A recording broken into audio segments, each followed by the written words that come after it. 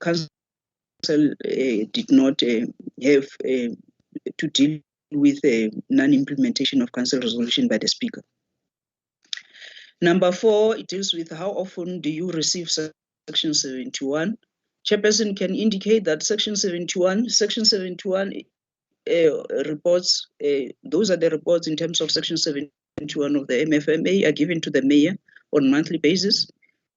And then mayor on quarterly basis give council section 52 reports, and council process those reports. Number 5, does council deliberate on these reports? Yes, as they are presented on quarterly basis, council process those reports. Thank you very much, Chairperson. Speaker, I'm sure would also hear from the mayor and yourselves, Speaker. I don't know who's going to cover the issue of the question which was asked for MPEC, but I know that MPEC continuously report to council. Yeah. So primarily, I'm sure the speaker would be able to assist us in covering that question of the chairperson of MPEC.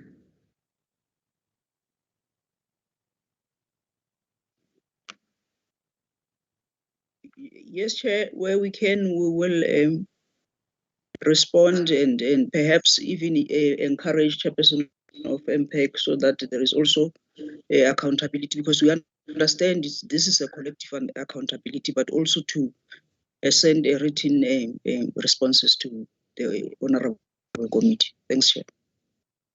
All right. Thank you very much, Honorable Speaker.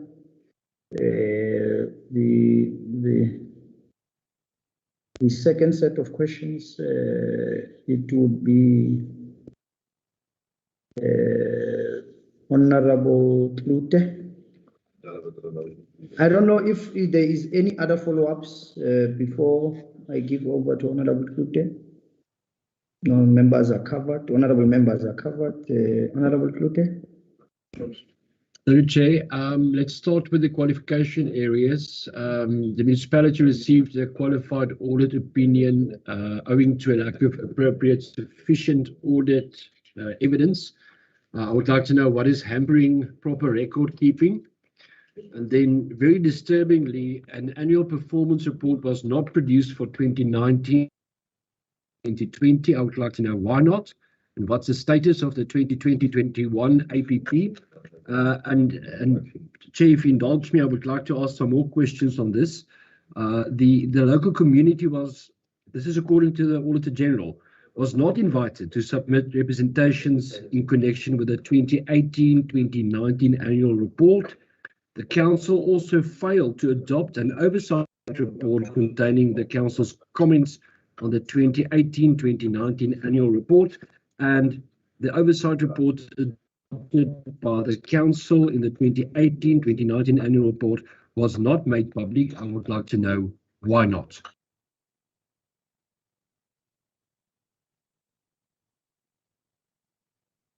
Thank you, Mayor Radebe, the accounting officer. Thank you.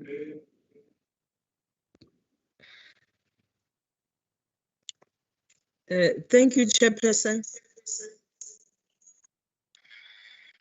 Sorry, there's an echo. Thank you, Chairperson. The first one from, and I would like to thank the whole committee for inviting us. The first question from Honorable Klute was that one that we received a qualified audit opinion. What caused that, and what was hampering? We had a challenge with the internal audit unit, but with the recommendations that we got, we are working on the internal audit unit to make it functional. It was not functional, but we had those reports that made us to start working on that unit. And also we realized that our record keeping system was not effective. As a result, we are trying to move towards a centralized record-keeping system. We're going to have workshops for the people who directly deal with the records, especially from the HODs. Yes, it's true, Chairperson, as the audit report says that there was no performance report for 1920. The reason being that for 1920, we did not have an SDBIP, an adopted SDBIP by Council. So because there was no SDBIP, then there were no quarterly reports submitted to Council, which then led us to not having the performance report. But we have already started working on this, Chairperson, perhaps not trying to put excuses. I was seconded from the 1st of March by COGTA, 1st of March 2020.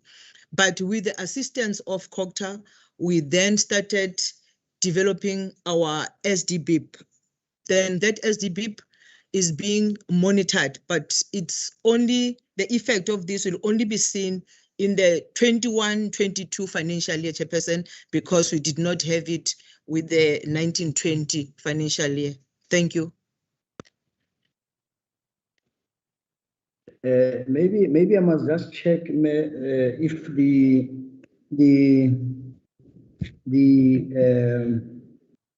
SDBIP were they also been taken to Council,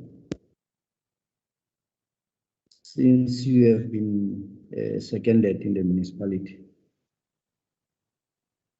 For 2021, Chairperson, yes. Okay. Yes, we did. That one has been adopted by Council. We have already submitted the first 2 quarterly reports to Council, because even the unit itself, we're still trying to establish the unit, because this SDBIP, it's like it was done externally. It's now that we're doing it internally. So we're still trying even to strengthen the unit, the PMS unit itself. But we have COGTA, it's guiding us on this. Thank you. Okay. Thank you. Honorable members, is there any other follow-up so that I then go to Honorable Van Vieren to take us through the 3rd set of questions? Thank you. Thank you, Chair. Okay, the next set is on non-compliance. Numerous non-compliance matters were raised in your audit report. Question 13, why is adequate supervision not performed to prevent non-compliance? 14, why has no consequence management been enforced on the CFO and heads of directorates for non-compliance findings raised by the AGSA? And on annual financial statements, the 2019-20 financial statements were not submitted on time. Question 15, what were the reasons for this late submission? And will the 2020-21 financial statements be submitted by 31st of August 2021? Thank you, Chair. Thank you very much, Honorable Van Vieren. The accounting officer, Nakadeve. Thank you, Honorable Chairperson. Yes, it's true. There was inadequate supervision to performance for the reason that we were not a full complement of the senior managers. The institution only operated with 2, that is the Director of Corporate Services and the CFO, because the MM was put on suspension just at the beginning of the financial year 1920. So it was difficult for the unit to play that role. We had work being distributed amongst the 2 senior managers who were there. But another thing which I realized was that our organogram, or the structured organizational structure, needed to be worked on, which we did, and it was approved by Council. That is the one that we're working on now for the 2021 to correct it, so that we place people accordingly to be able to assist Council to deliver the IDP, which is the contract the Council has with the community, because without that, it becomes very difficult. Then fortunately for us, Chairperson, by now, then we have advertised for the post of the MM. And we were fortunate to have appointed then the Director Technical Service, because it's a key area on service delivery, and we did not have anyone overseeing the department. I'm sure in a very long time there's not been a Director Technical, but we managed to appoint the Director Technical, who started on the 1st of February 2021. Then we established a unit now of community services. We have advertised for the Director Community Services, and we'll be appointing, I'm sure, so that in the new financial year we have that. But for now, at least we have the 5 units, because this was also hampering us in a number of things which will be found somewhere. For instance, it was even difficult to comply with the bid committees. So that is what we have. It's created this non-supervision of that. We haven't had any consequence management for the CFO, and especially the heads of directorates. Chairperson, if we can check, Nala has been performing.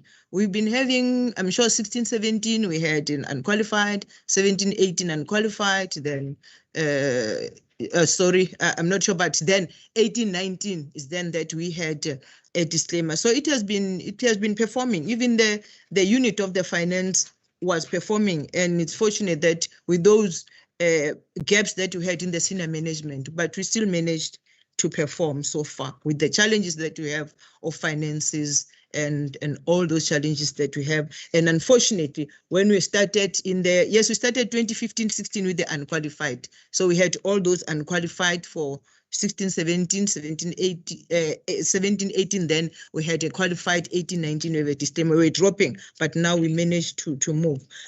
So we did not have any consequences for those units, because, as I say, it was difficult to operate with the shortage of that, but we have managed that. I'm sure by now each directorate knows what to do, and according to the performance report of the SDB, we'll be working on. Unfortunately, Chairperson, the end of 1920 was then challenged by this pandemic, which made it very difficult for us to work. At times, the employees would work at home because one would contract COVID and the like. But unfortunately, it became just difficult for us, because as we were now going to work on the structure, we had challenges with the employees who disrupted. They disrupted. There is this resolution which was taken by council when we approved the structure, that we move from the old structure of the level system to the task implementation of evaluating of tasks. So employees had that. Perhaps if they move to task, their salaries will be better. So they just wanted that. So each time, even up to now, they still disrupt. One time or another, they'll have that. So this created problems for us now to be finalizing our work. Chairperson, remember, we've been doing the financials internally. All along, we've been doing financials internally, but it was difficult. When the asset system was supposed to go out, the asset unit was supposed to go out, you'd find that they are not there. There's one time where the CFO even held a meeting at Spare, at the restaurant, just to try to get information, because we saw that the time was against us.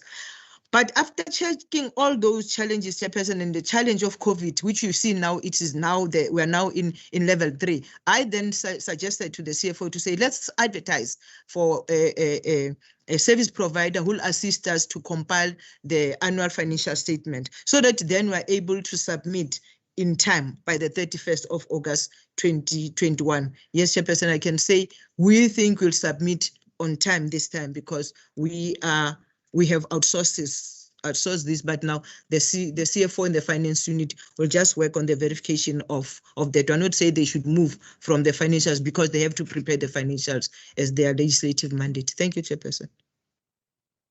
Thank you, honourable members. Is there any follow-up? I actually also wanted to make it okay. Honourable Van Vuren. Thank you, Chair.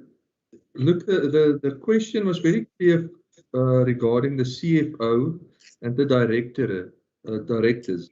Can we perhaps get some clarity from the AGSA regarding this? Because maybe they've picked up something that's not responded to regarding that. course, nothing has been done on them, but the question is very clear on what happened and why, or at least consequence management towards these two. Thank you, Chair. Yeah, Honorable Meku. Chair, thank you. Let me welcome the responses, quite articulative. And I hope I heard it correctly. There was a point where an indication was made that part of the reason why there was a delay on the submission of financial statement is because the MM was suspended. I just want to establish the correlation between the two, because as far as my understanding gives me, MM has got very little to do with the process of the compilation of the financial statement, unless otherwise I will be re-educated today. It remains entirely the function of the finance office, of course, commanded by the CFO, and where they are a consultant, and I think as an indication has been made, then that capacity has been reinforced. If I could just be clarified around that, and I hear that the presentation is making quite a number of examples to try and explain the situation. The CFO had to have a meeting at the restaurant. I'm sure there are many. But where do we locate the suspension of the MM in the entire process of the compilation of financial statement? Thank you. Thank you very much, Honorable Meku. I hope the MM, they will try to increase the volume of your gadgets so that you are able to hear us. I just want to raise this serious matter of disregard for compliance with legal legislation under the supply chain. The Auditor General says that the goods and services with transaction valued to below 200,000 were procured without obtaining required price quotations. May I also know which companies are these companies? Because I'm having a serious key interest on this level of the supply chain which deals with quotations. And this is where the wrong things have been done. Because we are saying it's 200,000, it's not a lot of money. And junior officials begin to do wrong things at that level. And this is where the honorable member was talking about the issue of the CFO. I think I'll also give over to the Auditor General to maybe explain what has been asked by the honorable member. And he further emphasized that quotations were accepted from bidders who did not submit a declaration on whether they are employed by the state, and I'm sure you're aware what I'm talking about, or maybe connected to any person employed by the state. And some of the goods and services with the transaction value which was above 200,000 were also procured without inviting competitive bidders. You see, it means these people were sitting somewhere in their offices doing quotations themselves.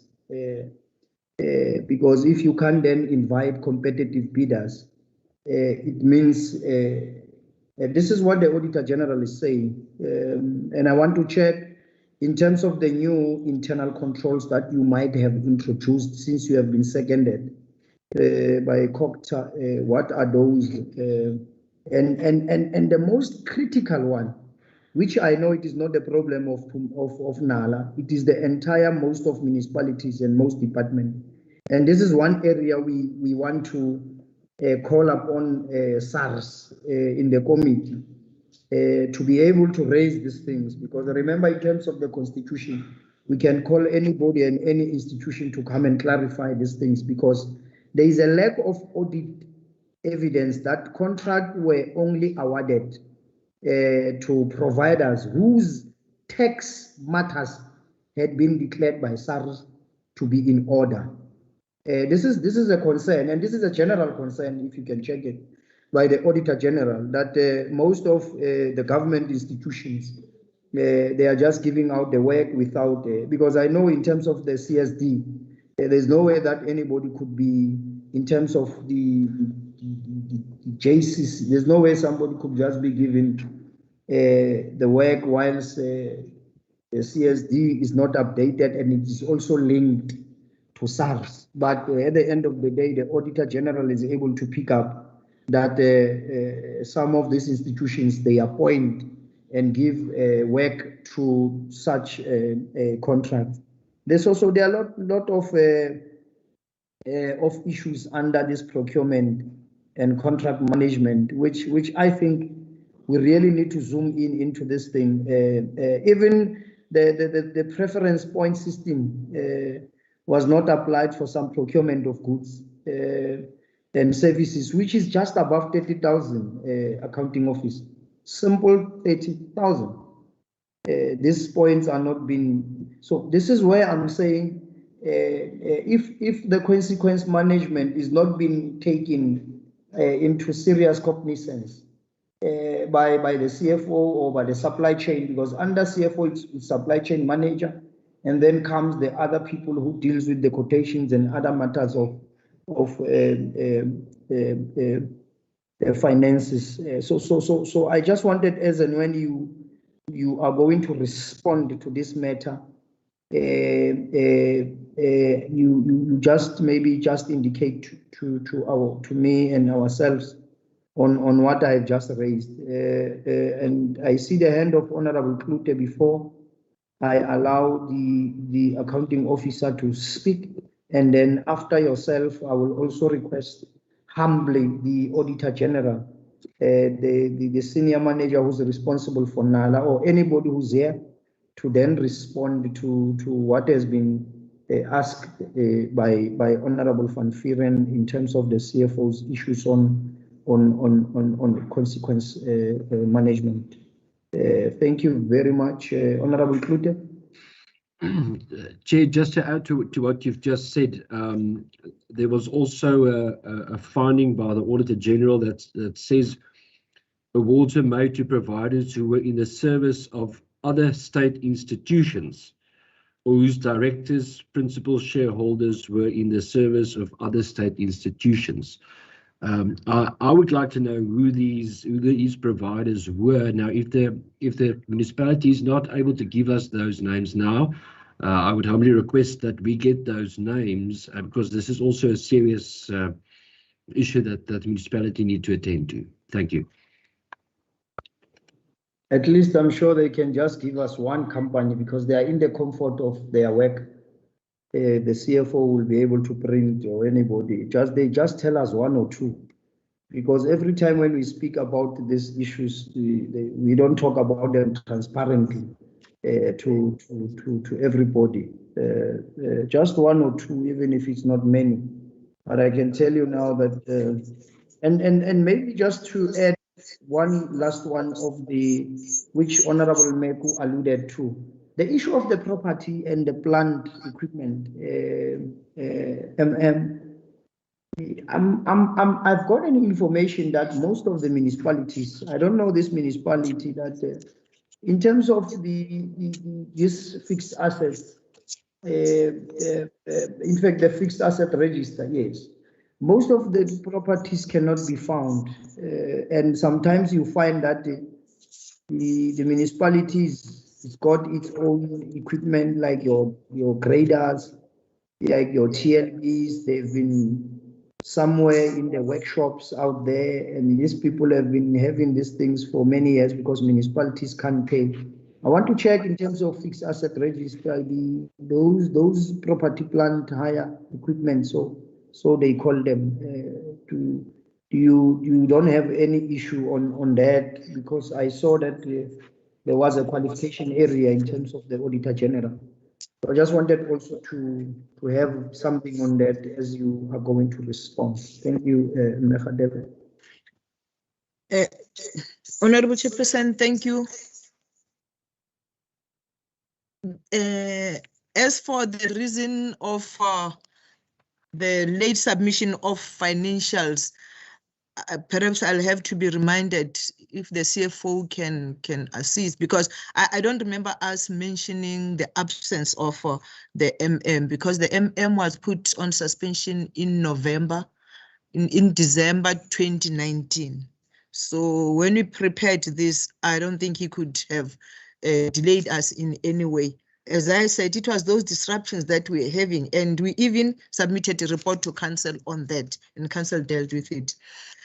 As for the goods that are less than 200, Chairperson, I'll just say a few things, but the CFO, with the permission of the Chairperson, sorry, will then respond. We have a challenge here because we are not a very big town, especially Bothaville versus Brown, it's 80-something kilos away. You are a very small municipality. What happens is that we have an agency.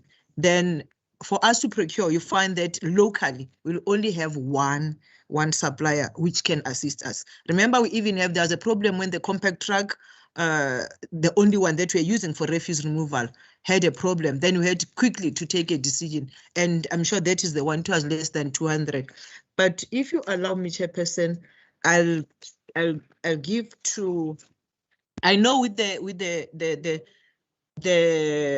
bidders which did not disclose, the CFO even wrote to them, because whenever people bid, they declare. So which means they falsified that themselves, because we unfortunately there is a system that the AG can use, which can even get people that this one is a cousin of someone who is working for the government. But if they have declared, and when they disclosed, they said they are not linked, they're not working for the government. But I know therefore the CFO even wrote to them during the process of auditing. Chairperson, if you allow, then I can give to the CFO to give perspective onto this. Thank you. Thank you. Thank you, Emma. They may continue.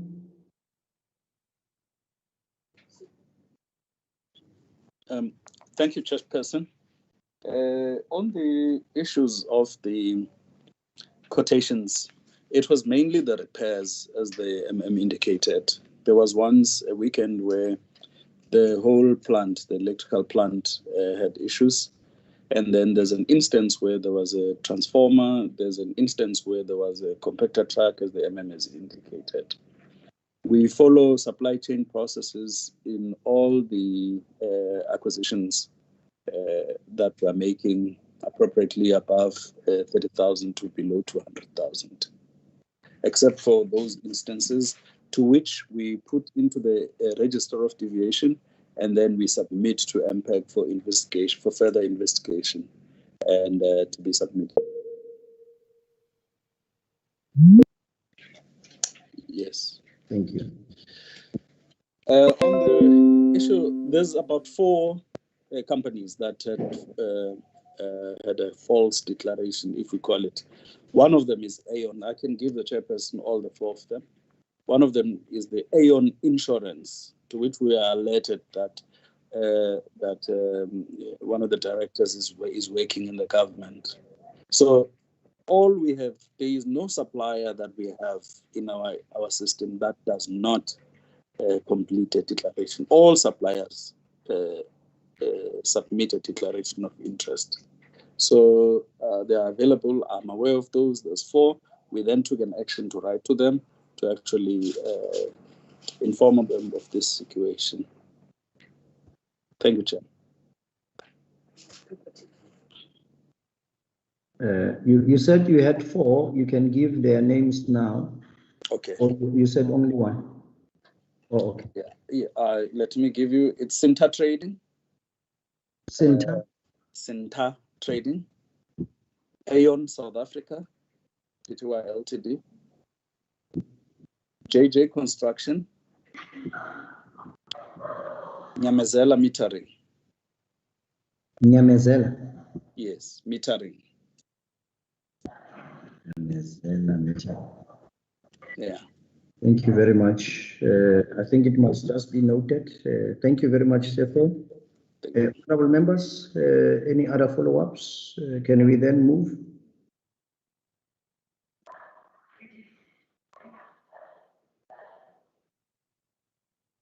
Thank you very much. It looks like members are fine. Mayor, can we then, the last set of questions, it's Honorable Khatebe. Am I right? Yes. No, thanks, Chair, for the opportunity.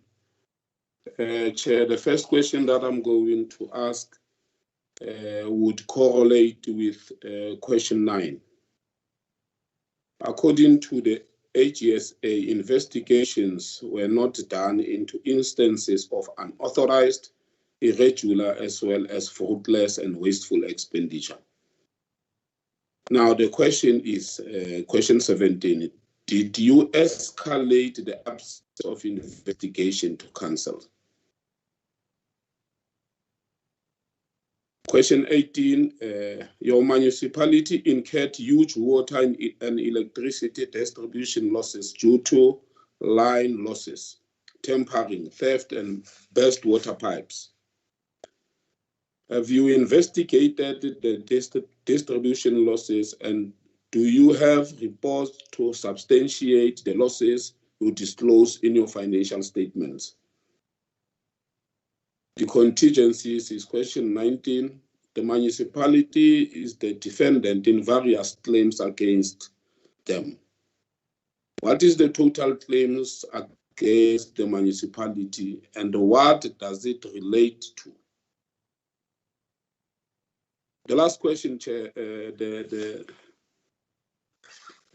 acting MM or the administrator attempted to respond to, I think, when she was dealing with the issue of the CFO and so on. But critical to that, we take a note of the senior positions. But what about those other key ones you would relate? I don't hear them as and when they are dealing with mitigating factors and so on, the risk part of it, the internal audit and the performance on those that are important, in fact, as part of the management. Thank you very much. Thank you very much, Honorable Khatebe. You can take us through then, Accounting Officer. Thank you, Honorable Chair. I will request the CFO to respond to these others, but just to say, Chairperson, the UIFW is being investigated. As I say, it was submitted to council. It was investigated by the MPEC. So it was investigated by the MPEC. The report is there. We'll provide that report of that. We even developed a 3-year plan to reduce the UIF debt. So we'll submit that to council. Chairperson, I'll just take the last one, the current status on the vacancy rate. With management for now, Chairperson, I've said we have advertised for the MM, we have also advertised for the community services. But in those positions that people were active. So which means once those posts are then filled in, will be at 100% with senior management. And then the key ones, we have advertised now, the closing date is the 30th of June. For the internal audit manager, we also advertised for IT, because in our institution, IT has been outsourced. It's now that we are starting with this financial year to establish a unit of IT, the unit of risk and the like. So we are looking at the finances. We have advertised for now for the managers, internal audit manager, and the IT. The next that we are supposed to be advertising, I don't know whether it is gone, it should go out, is for the supply chain, the senior supply chain practitioner, because we did not have. That's the challenges that we also had with the supply chain unit. But I'll give then to the CFO chairperson to go through those that have been raised that have been raised by the Honorable Member Khadeb. Thank you. Mr. Thank you, Chair. Thank you. On the issue of distribution losses, yes, we do investigate it. We do have the supporting documentation to declare the distribution losses as indicated on the financial statements. On the contingencies, we have had follow-up through legal, and where in all the cases were followed up. Unfortunately, one of the big cases that you will see on the financial statement is actually note 34 of financial statements. It's about 5.2 million. It was for a case of 2007. And that matter was resolved without any obligation.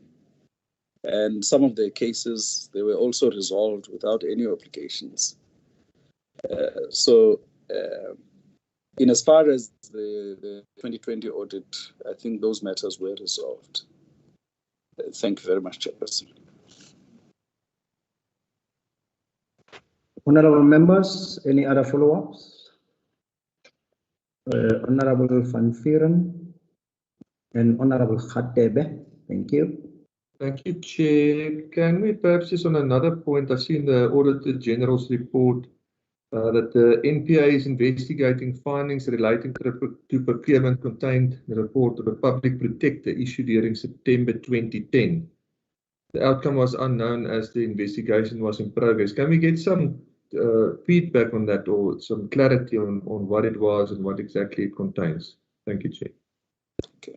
Thank you, Honorable Khatebe. And then after Honorable Khatebe, I will just request the Auditor General just to clarify what was just been asked earlier. Thank you. No, thanks, Chair. And I'm laboring under the understanding that we are dealing with 1920 financial year audit. And as and when we are raising matters pertaining to investigation, we are told investigation indeed was conducted and there is evidence to that effect. Now, the question was that during the process of audit, why were you not able to submit the evidence to the auditors so that they don't raise these matters? And if by that time you were unable to conduct that investigations, what are the reasons that what we wanted was simply dealing with a specific financial year? And when we move or fast forward, we are able to say, in this financial year, what is the status? So let's not confuse the two. You might have improved, you might have maybe after the recommendations by the Auditor General corrected the situation and so on. But really, we wanted to know what was the issue at that particular point in time. It was submitted to council, but was not written off. What must I say? Second. We can hear you. We can hear you. No, you are referring to members or you are referring to. We don't know whether you are referring to members. When you say, what are they saying? Are you referring to member or are you referring? No, Chairperson. Sorry, I'm with the. Oh, okay, just watch. Apology, I was not muted, Chairperson. I was just talking to the CFO here and the Chairperson. Oh, all right. Sorry. Yes, Chair. No, Chair, it's fine. Even though I was rudely interrupted, but nonetheless, Chair, you arrested the situation. I think let me pause there. Thank you, Chair. Let's just be careful of our gadgets. Sometimes, Mother, they will expose us. Can we then humbly request the Auditor General in this instance of this municipality? I don't know who's the senior manager for Nala, just to respond to Yeah, Chairperson, afternoon, how are you? Thank you, my lord. Chairperson, may I ask the Honorable Van Vuuren just to repeat his question? I think it was not clear as to what was requested. Okay. Honorable Van Vuuren. Yes, thank you, Chair. Now, my question was the MM, or the acting MM, I reckon, has said that there's no consequences regarding the CFO and the directors for non-compliance. Now, my argument is just that if it's being flagged by the AG, there must be something specific that they raised it on. So if there's no consequences, then I reckon there's nothing wrong, but it is still flagged by the AG. So I would like to know what is the AG reporting on there that seems that there should be an investigation. Thank you, Chair. Thank you very much. Can I just give over to Honorable Khatebe Manget, just to hear? Maybe he's trying to also put the emphasis on the question. Honorable Khatebe. No, Chair, it's the new question. I think it's a matter of interest. The departure of the then municipal manager, was it as a result of the outcome of the disciplinary process, or it's about a golden handshake and so on, so on? And if so, what are the financial implications thereof? Thank you, Chair. Okay. Babu Zwan, HSA. Thank you, Chairperson. I think on the issue that is raised by Honorable Khatebe, I think that is maybe for the municipality to respond on that, because even at the end of the audit, I think we've requested a number of times to be provided with the status as to how far the disciplinary process was. And then I think right at the end, there was a mention that the accounting officer decided to resign or something along those lines, but that can be responded to from the municipality side. On the question that has been raised by Honorable Van Vuuren, I think the non-compliance, when you look at it generally, we would look at the UIF, the issues that are not investigated, and then coupled with the fact that to what extent does the municipality have got processes in place to hold that don't do what they need to do accountable. I think the issue was raised from that perspective.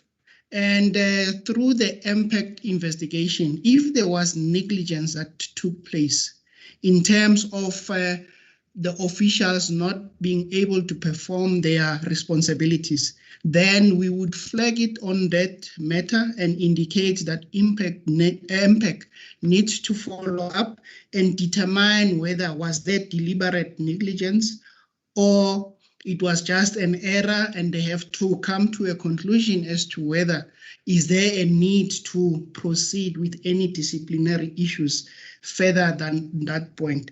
So when you look at most of the time, the issues that we raise around the investigations, it will be because of, we could see that there's certain things that are happening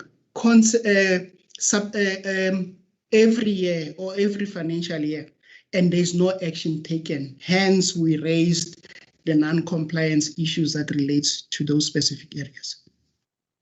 Thank you, Chairperson. Yeah, no. It's. Thank you very much. It's very clear. Thank you very much, Babuzwan. Can I give over to you, Mama Nokufa Rade? Chairperson, thank you.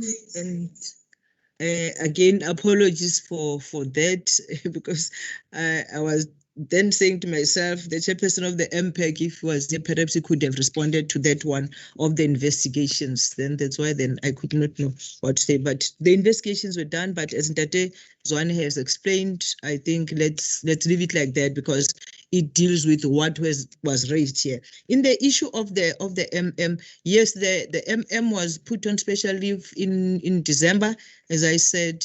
Then the council also then requested that an action be taken, that processes unfold as to the disciplining of the MM.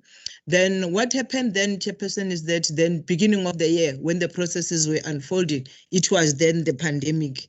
Then somewhere the report that we are getting from the institution that was handling the matter of the MM was that now one time you'll find that it's either the legal representatives have contracted COVID or it is on his side, just like that. But now when the dates were put, because the dates were eventually put, he was served with the charges, Chairperson. The charges were served to the MM. Then end of February, we received then the resignation from the MM with effect. It was saying with immediate effect because we received it on the 26th of February. Then the resignation was effective from the 1st of March. Then he resigned, Chairperson. Then the processes could not continue. We took that to council, and then that council then recommended that we advertise the post of the MM. Thank you, Chairperson.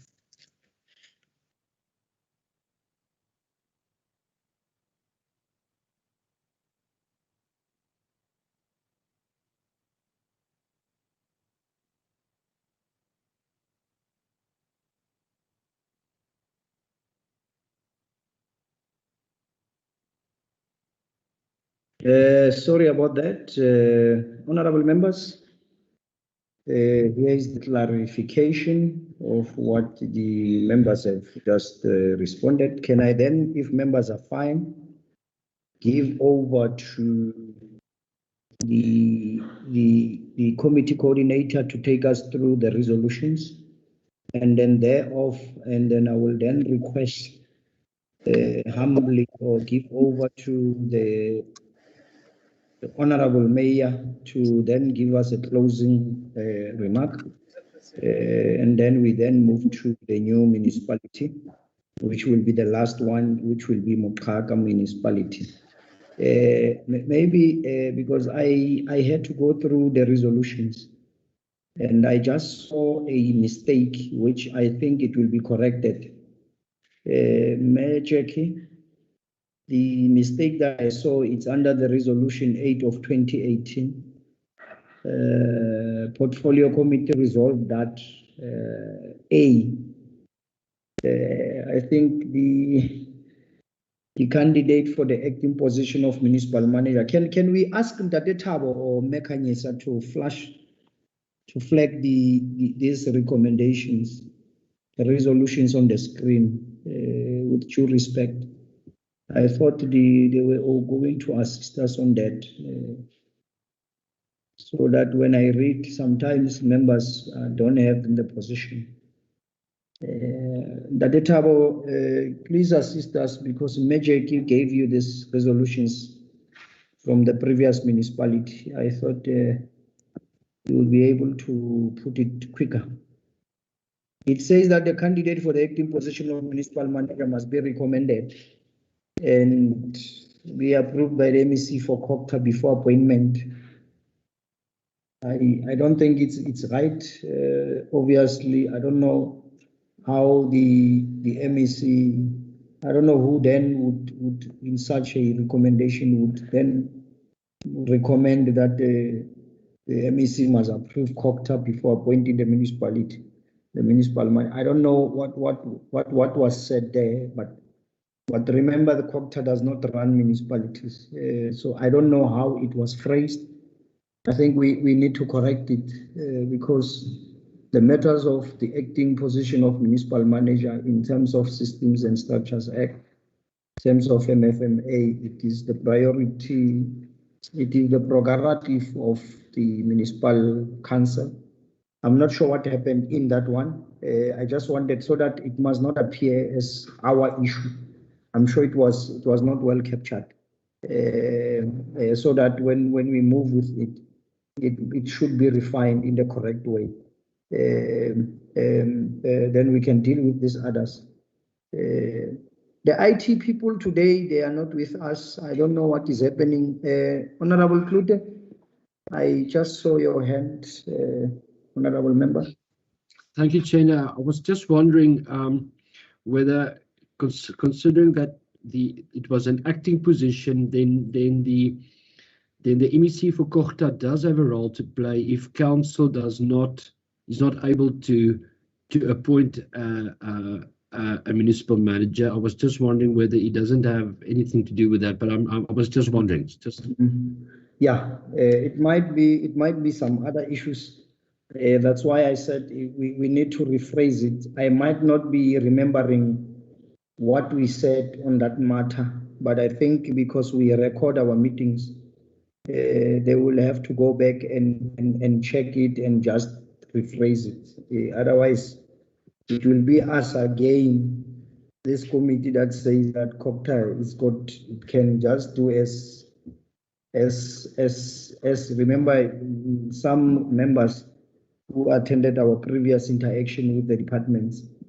They were very not happy on how the department COPTA is taking over the powers of municipalities. So I just wanted to flag that it was not us again resolving on such issues. Yeah, but thanks for that, Honorable Klute.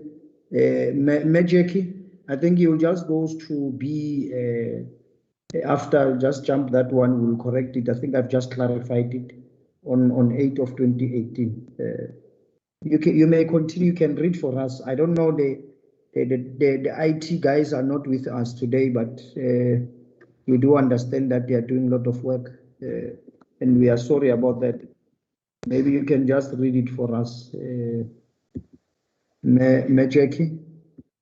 Okay, thank you, Chair. The Resolution 8 of 2018, Nala Local Municipality. I will just read the one above the Portfolio Committee resolutions.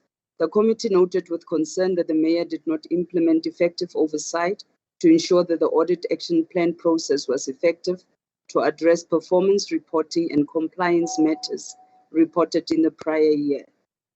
And then Resolution B says that SALGA must provide capacity building workshop to the Council on financial and audit matters to enhance or improve the performance of the municipality, that the placement of senior managers and the subsequent appointment of the acting municipal manager was in contravention of the MSA.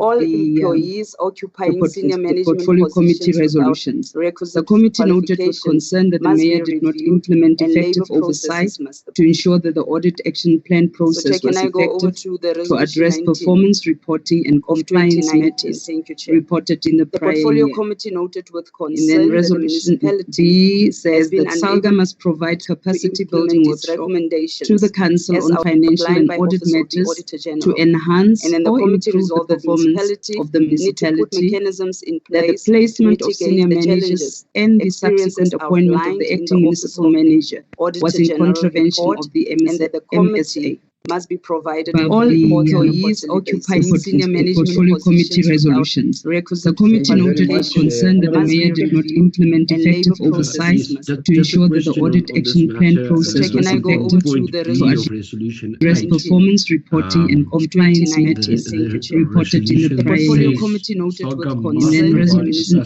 D says that SALGA must provide capacity building recommendations to the Council on financial and audit matters to enhance and or improve the performance of the municipality, that the placement of senior managers and the subsequent appointment of the acting municipal manager was in contravention of the MSA must be provided by all employees occupying senior management Portfolio Committee resolutions. The committee noted with concern that the mayor did not implement effective oversight to ensure that the audit action plan. Did this happen, and what was the improvement? Where's the value for money for that?